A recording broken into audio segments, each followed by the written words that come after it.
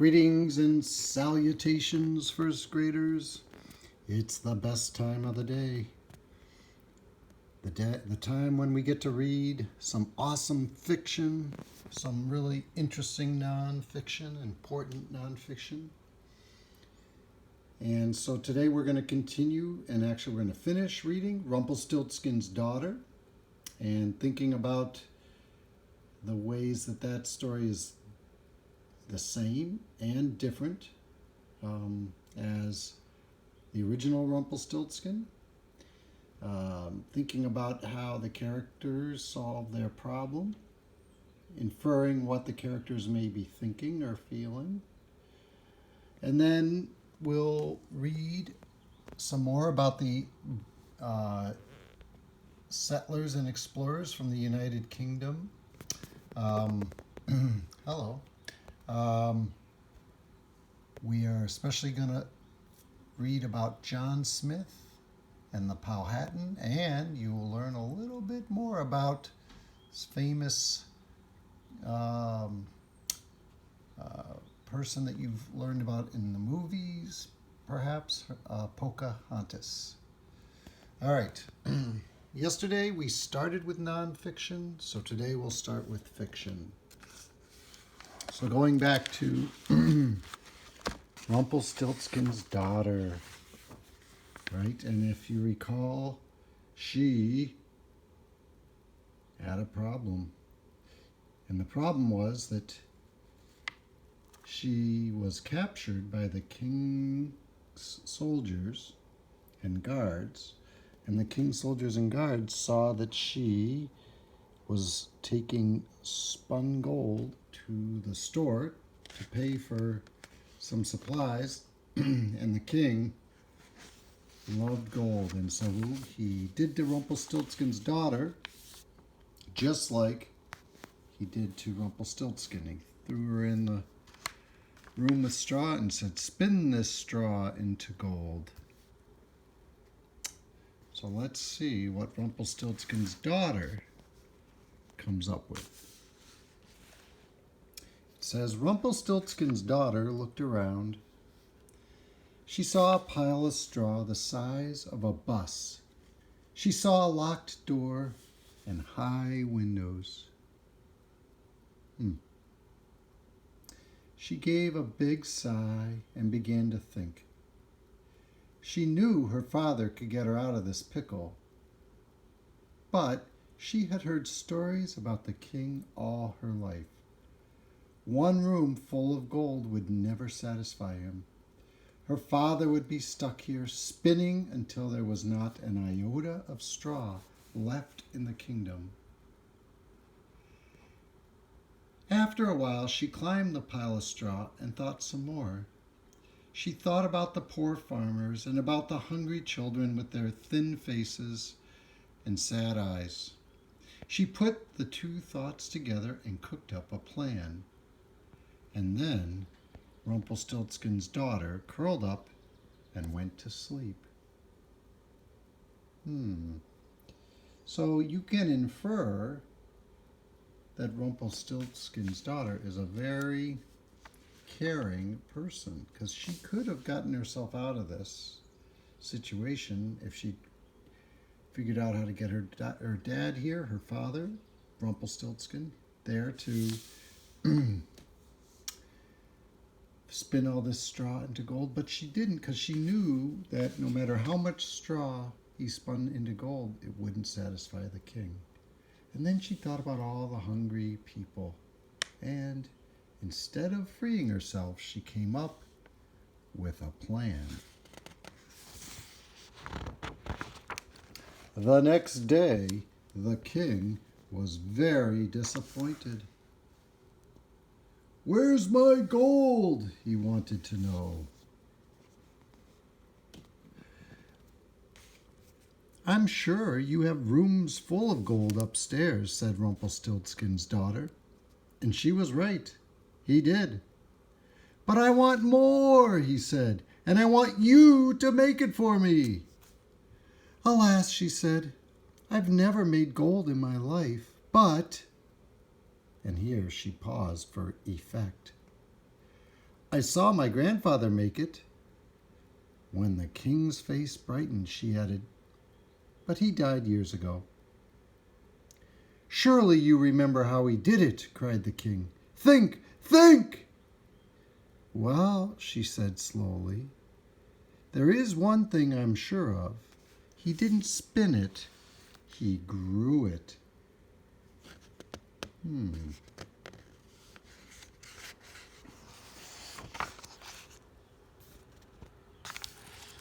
The next morning, the king and Rumpelstiltskin's daughter got into his glittering coach, and the two guards, with two guards up front and two guards behind, and a huge bag of gold inside.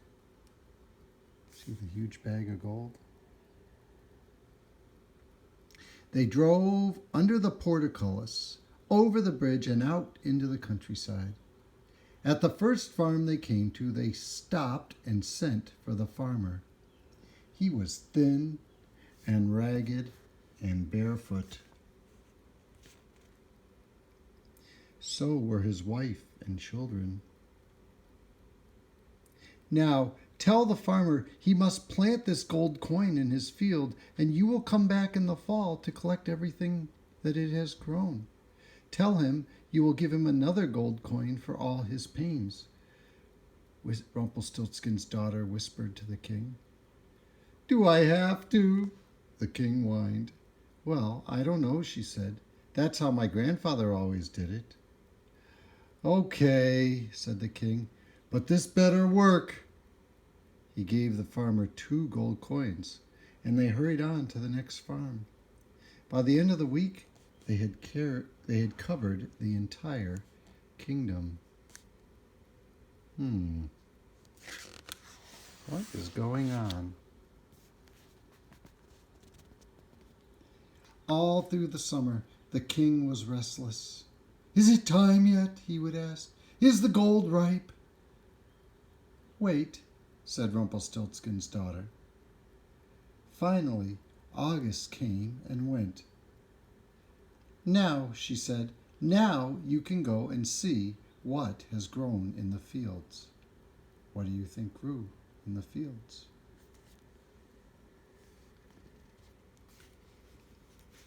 So once again they piled into the glittering coach with 2 guards up front and 2 guards behind, and brought along wagons to carry the gold and a lot more guards to protect it. As they neared the first farm, the king gasped with joy. The field shone golden in the morning sun. "Gold!" he cried. Does that look like gold? "No," said Rumpelstiltskin's daughter. "It's something better than gold." "How can anything be better than gold?" said the king. "It's wheat," she said. "You can eat it. You can't eat gold." Before the king started turning purple, the farmer and his family came running towards him. In their arms they carried baskets of wheat and barley and apples and green beans and pumpkins and corn and I don't know what all. They piled it into the wagon and they kissed the king's hand, grinning ear to ear. I can promise you that nothing like that had ever happened to the king before. "Well," the king said sheepishly, "maybe there will be gold at the next place." By the way, do you notice something different about the farmer and his wife and children? Right? They don't look quite so thin and scrawny. Why is that? But everywhere they went, it was the same. The land had prospered, the children looked healthy, and the king was a hero. At the end of the week, they returned to the palace with all the food the wagons could carry. The cook was so overjoyed, he put on a sumptuous feast to celebrate. Unfortunately, there was no one to invite except Rumpelstiltskin's daughter and the guards, who spent the whole meal gnashing their teeth, clutching their swords, and peering about with shifty eyes. I wish they'd quit that, said Rumpelstiltskin's daughter.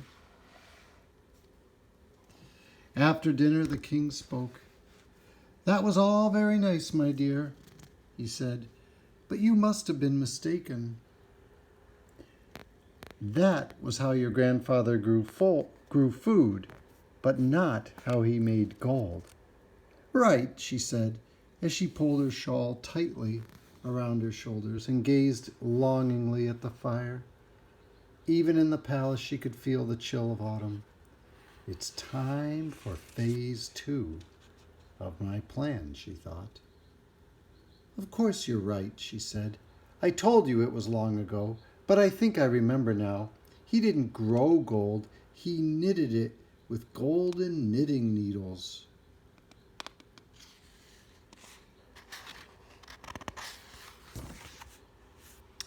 So the next day, they loaded the coach with knitting needles, a bag of gold, and lots of yellow wool. Then they headed off under the portcullis, over the bridge, with 2 guards up front and 2 guards behind, and out into the countryside. What do you think Rumpelstiltskin's daughter is up to? Why did she have the king give the farmers coins? And now, why is she going to give them gold and wool? At the first cottage they came to, they asked to see the granny. She hobbled to the door in her rags and curtsied to the king.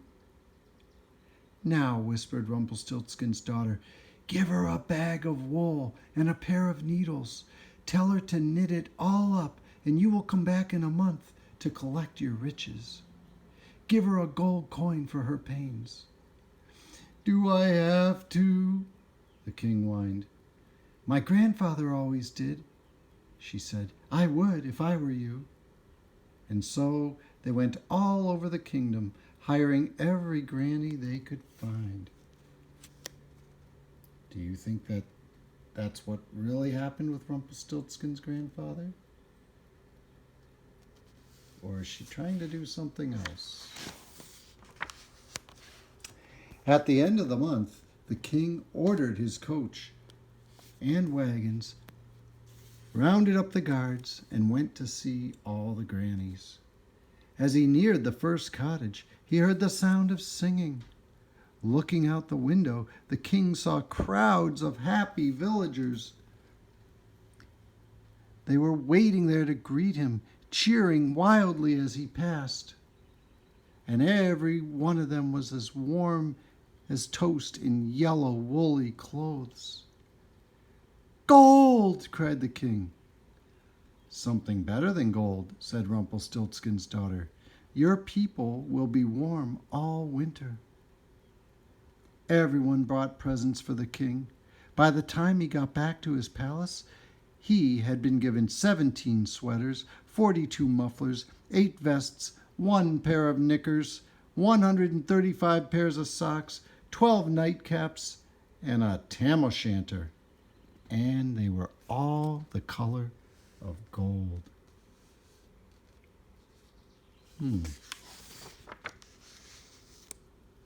Do they suit me? Asked the king as he tried them on. Absolutely, said Rumpelstiltskin's daughter. The guards just stood there, gnashing their teeth, clutching their swords, and peering about with, you guessed it, shifty eyes. Don't you think it's time you got rid of them? Rumpelstiltskin's daughter suggested. And if you got rid of the walls and the moat and the crocodiles too, you don't need them anymore. Your people love you now. She was right, as always. So the king set the guards to work, tearing down the walls. And with the stones, they built a zoo for the crocodiles and houses for the poor. Are you sure you don't remember how your grandfather made gold? Asked the king one day. I'm afraid not, Rumpelstiltskin's daughter said. It's a terrible pity, he sighed, but you did try, and as a reward, I have decided to make you my queen.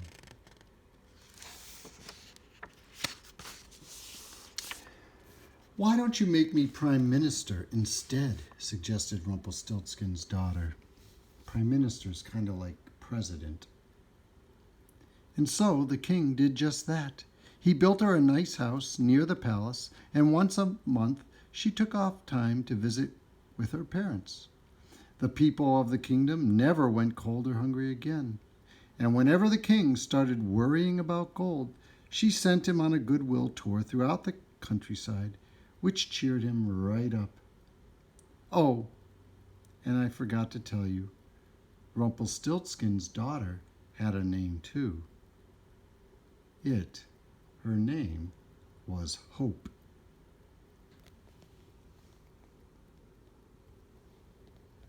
The end.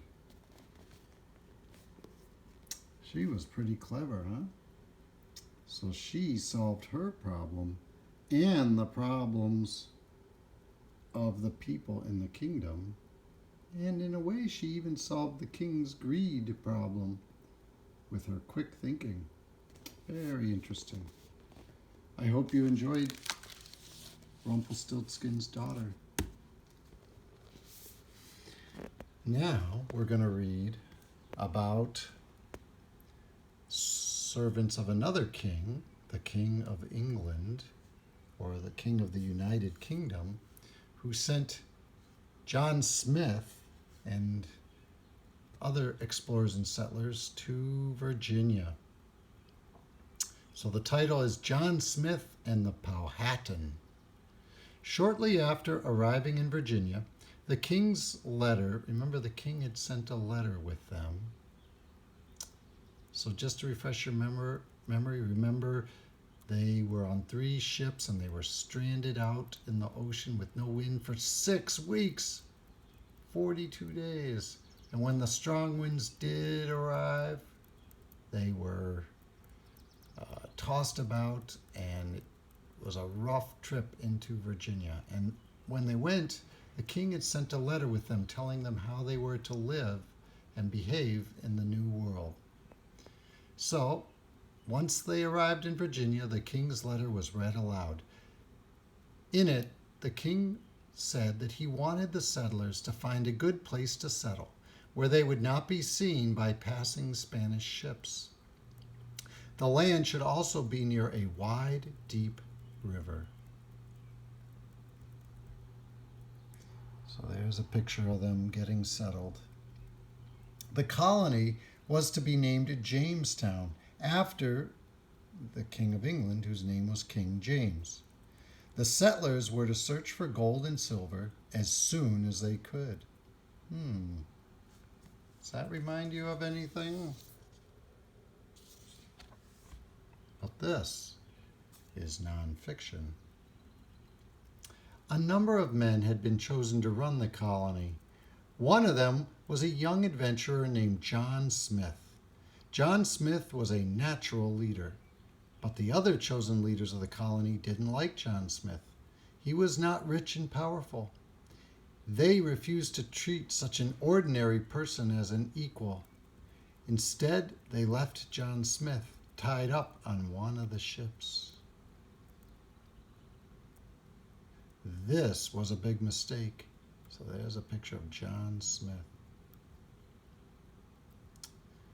The other leaders chose swampland to settle on. The land was also bad for farming. The damp farmland was good for one thing, though: mosquitoes. And those mosquitoes carried a disease called malaria.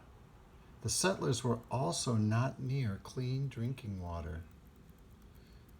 You think that John Smith would have had them settle on a swamp? I wonder what's going on here. To add to their problems, the Powhatan, the Native Americans whose land the settlers had taken, were not happy that the settlers had arrived. Eventually, John Smith became the leader of the colony. Even though half the settlers died in the first few months, John Smith persuaded those who survived to get to work. They chopped down trees and they built homes. A strong log wall was built around the settlement. The first winter was very difficult for the settlers. They were all cold and very hungry. John Smith knew they would have to make peace with the Powhatan. They needed to trade with the Native Americans for food, so John Smith set off to do just that, to make peace with the Powhatan and trade for food. Brr, look at how cold they are. John Smith became friends with Chief Powhatan, the leader of the Powhatan, and with his daughter, Pocahontas. The Powhatan agreed to trade corn and meat for axes and blankets.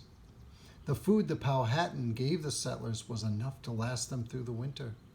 In the spring, those who had survived were able to plant their own crops.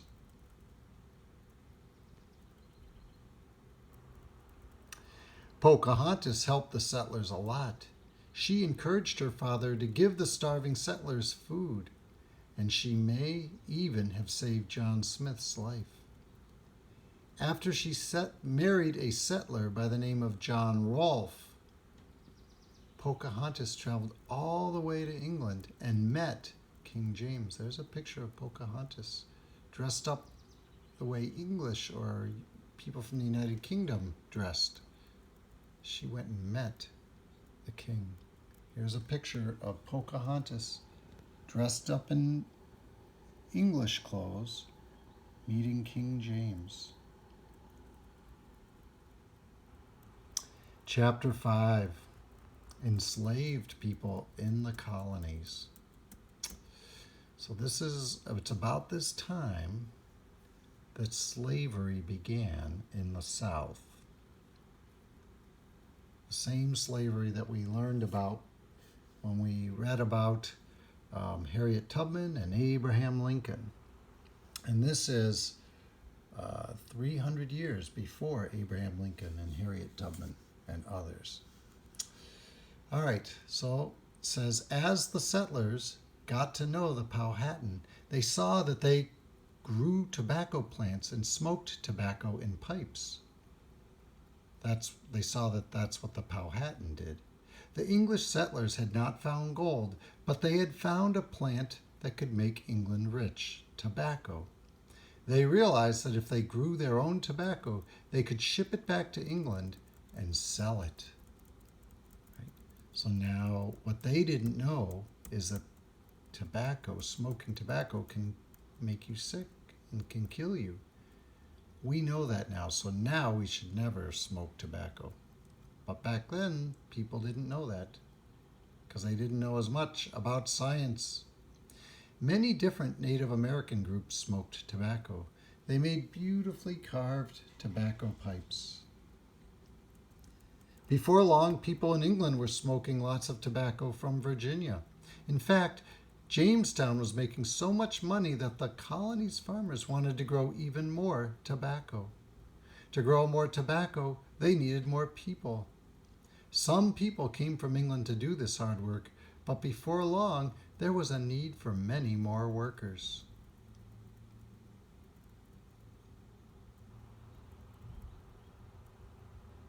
There's more people getting off the ships to come and work in Jamestown.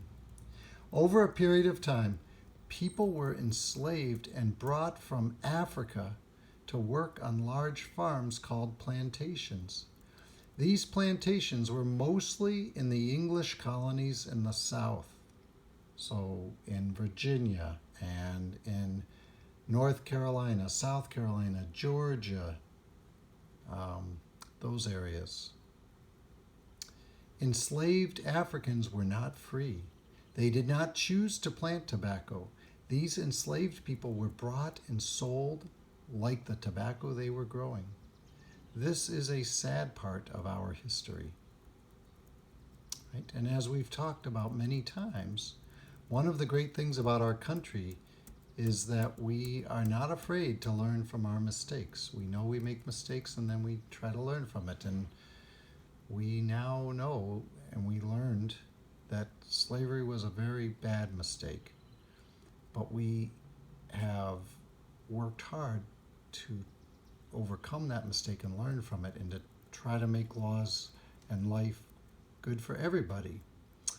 So you are really lucky to live at this time when things are fairer than ever before for everybody, no matter the color of their skin or whether they're boys or girls. So unfortunately, that's about all we have time to read in this book. Now, I'll just give you a sneak peek. The next chapter would be the Pilgrims, who came from England, but they landed in Massachusetts. They were trying to get to Virginia, but a storm knocked them off course, and they wound up in Massachusetts near Boston, which is to the north of Virginia. You learned about the story of the Pilgrims at Thanksgiving, how they also spent a very rough winter, and how the Wampanoag helped them to survive, and how after that first hard winter, they had a big feast called the first Thanksgiving. And then after that, more and more people like the Pilgrims, people who were fleeing from England so they could worship God the way they wanted to, came, and a lot of them settled in the Massachusetts area. And so many came that before long they began building a city called Boston. And pretty soon Boston and New York became the biggest cities in the New World. And it was in those cities, about 150 years after the Pilgrims and the Puritans, that men like George Washington and Thomas Jefferson and John Adams and their friends all started to want to be their own country. So here's North Carolina, where the lost colony was on Roanoke Island. Here's Virginia, where Jamestown was. And up here is Massachusetts, where the Pilgrims and the Puritans were. And this is Boston and New York. All right, so I hope you enjoyed learning about the early settlers and explorers. Next year, you'll learn more about our history, including the beginning of the Revolutionary War and how the United States became its own country. Thank you for reading with me, or as they say in India, Nani Shukriya.